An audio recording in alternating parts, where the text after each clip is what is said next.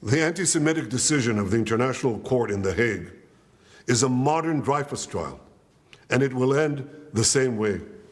130 years ago, the French Jewish officer Alfred Dreyfus was falsely accused of treason by a biased French court.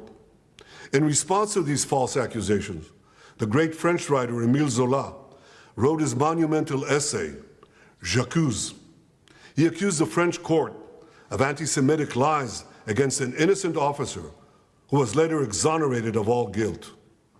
Now an international court in The Hague, also headed by a French judge, is repeating this outrageous offense.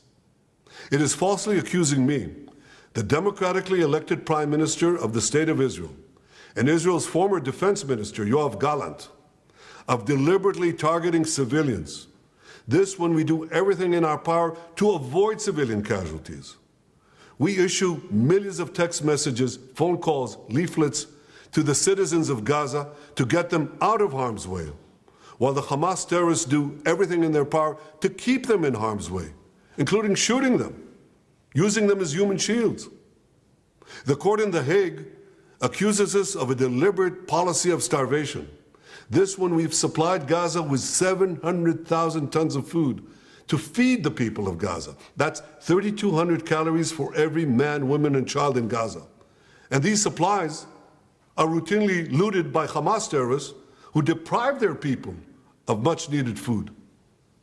Yet just in the last few weeks, Israel facilitated the vaccination of 97% of the people of Gaza against polio. This doesn't prevent the court of accusing us of genocide. What in God's name are they talking about in The Hague? The truth is simple. No war is more just than the war that Israel has been waging in Gaza after Hamas attacked us unprovoked, launching the worst massacre against the Jewish people since the Holocaust. The decision to issue an arrest warrant against me, the democratically elected Prime Minister of the State of Israel, and our former Defense Minister, was made by a rogue prosecutor who's trying to extricate himself from sexual harassment charges, and by biased judges who are motivated by anti-Semitic sentiments against the one and only Jewish state.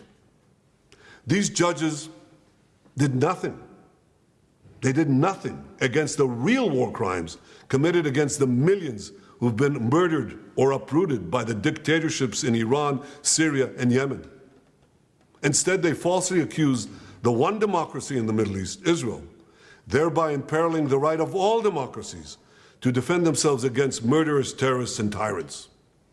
Nor did the court do anything against the Hamas terrorists who raped our women, beheaded our men, burned babies alive in front of their parents, and kidnapped hundreds of men, women, and children to the underground dungeons of Gaza. They're still holding 101 hostages, citizens of many lands, including the United States. Come to think of it, the court did issue one arrest warrant against Hamas. Now hear this. They issued an arrest warrant against the corpse of the Hamas arch-terrorist Mohammed Deif. His corpse. What an absurdity. No biased anti-Israel decision in The Hague will prevent the State of Israel from defending its citizens. And I want to thank our many friends around the world, especially those in the United States, who've condemned this outrage and who have said that this decision will have severe consequences for the ICC and those who cooperate with its decision. Israel will not recognize the validity of this decision. We will continue to do everything we must do to defend our citizens and defend our state against Iran's axis of terror, Iran and its terrorist proxies, which include Hamas, Hezbollah, the Houthis, and others. Our enemies are your enemies, and our victory will be your victory, the victory of civilization over barbarism and tyranny.